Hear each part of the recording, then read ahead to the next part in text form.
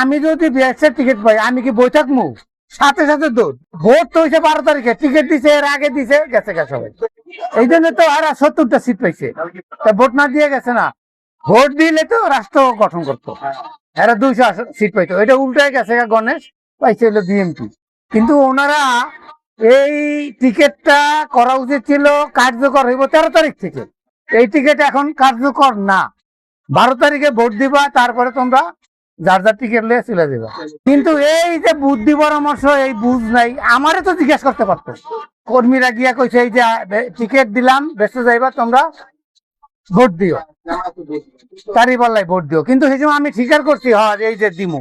কিন্তু আমি দেখলাম পাইয়া গেছি যখন টিকিট বেচতে, আমার ভোটের পর্যন্ত দেরি করার দরকার, আমার রাস্তা আমি ধরি, কারণ এটা স্বাভাবিক ব্যাপার না। এই সুযোগ আমি কাজে রাখি, আমি চলে গেছি।